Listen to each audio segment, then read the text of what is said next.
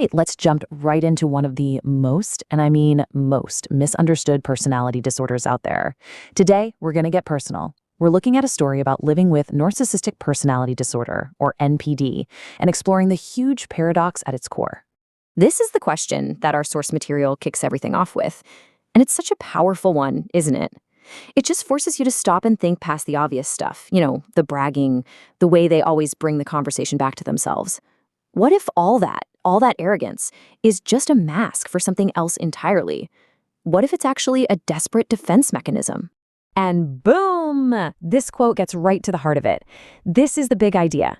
NPD isn't about having too much self-love. It's about a total, profound lack of it. It's a disorder that's born from feeling empty inside. And the reason we can talk about this so clearly is because the person whose story we're following, well, they lived it. So to really understand how this plays out in the real world, the author takes us to a dinner party they hosted. And believe it or not, this one single night becomes the spark for everything that came after.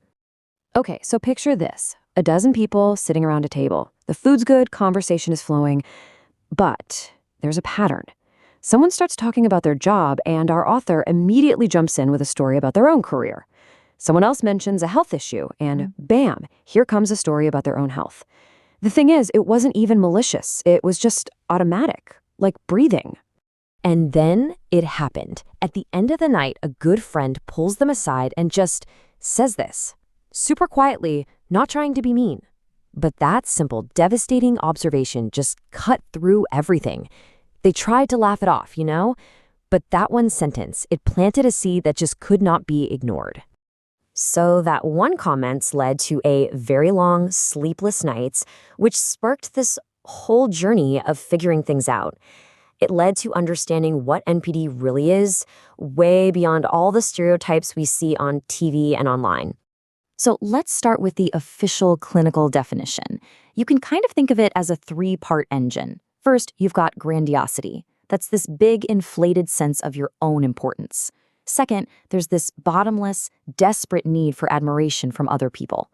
And third, a major lack of empathy, which is this inability to really get or connect with what other people are feeling. Now, you might be thinking this is super rare, but it's estimated to affect up to 6% of people. And our source points out that most researchers think it's way underdiagnosed, especially in women. And that's because it can show up in really different ways, which we'll get to in just a minute. Okay, this next part is maybe the most important concept to grasp: narcissistic supply. This is not just about liking a compliment. No, this is a need that feels almost physical, like you need air or water. All that attention and validation from others is literally the fuel that keeps this entire performance of grandiosity from completely falling apart. Without it, the feeling underneath is just unbearable.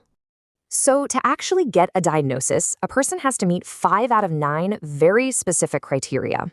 Let's run through the first 5 really quick. There's that grandiosity we talked about, right? Fantasies of being super successful, a core belief that you're special, that deep need for way too much admiration, and a really strong sense of entitlement. And here are the last 4. Being exploitative in relationships, which from the inside can just feel like you're being strategic. Then there's that lack of empathy again. Intense envy of other people, which often gets twisted into believing that everyone is envious of you. And finally, all those arrogant behaviors that everybody on the outside sees so clearly. And if you're wondering what requiring excessive admiration really looks like in practice, this quote from the author is just perfect. The point of the presentation wasn't the work itself. The goal was to get as many compliments as possible. It's about engineering your whole life to produce a constant stream of that narcissistic supply. So you see how it all fits together, right? The grandiosity is just this big scaffolding built around a really, really fragile core.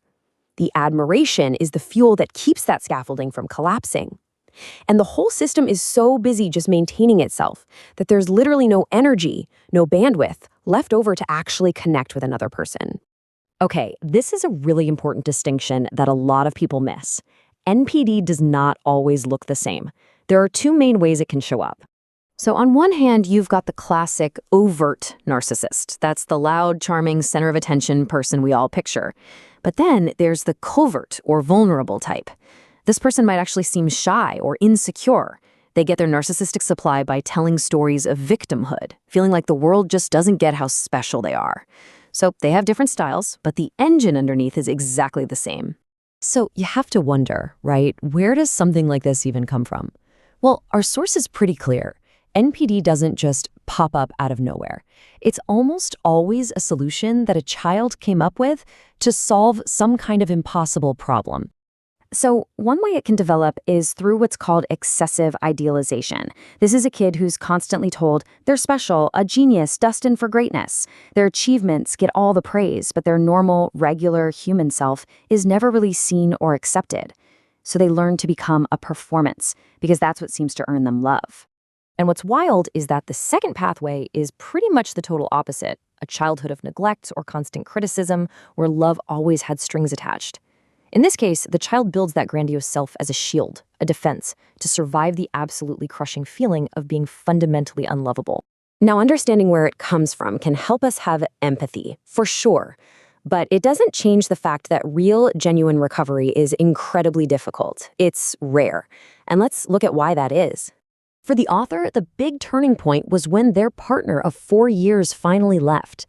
They didn't scream, they didn't fight, they just said this. And the quiet finality of it, it just created this crack in that defensive armor that couldn't be patched up. The loss was real, and for the first time, it couldn't be spun into a story where they were the hero or the victim. And that right there shows you what real recovery is about. It's not just about, trying to be nicer. It means doing the absolutely terrifying work of taking down that scaffolding piece by piece. It means long-term therapy to face that original wound and learn how to just sit with the feelings of shame and inadequacy that the entire disorder was invented to run away from. It's slow and it is painful. So, what do you do with all of this? Whether this story is hitting a little too close to home for you or you're thinking of someone you know, there are some really clear, practical next steps. Okay, let's break these down. First, if the story feels uncomfortably familiar for you, the advice is simple. Find a therapist who specializes in personality disorders. Just start there. If you're in a relationship with someone who has these patterns, the guidance is to get help for yourself first. You can't want them to heal more than they do. And if you're just not sure, the suggestion is to listen. If more than one person has told you they feel like you don't hear them, take that seriously.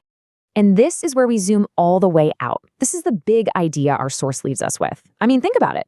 We live in a culture that rewards self-promotion, personal branding, performing success 24/7. So the question we're left with is, at what point does our culture stop just being a backdrop for narcissism and actually start being a cause of it? And that is a huge question to chew on, long after this is over.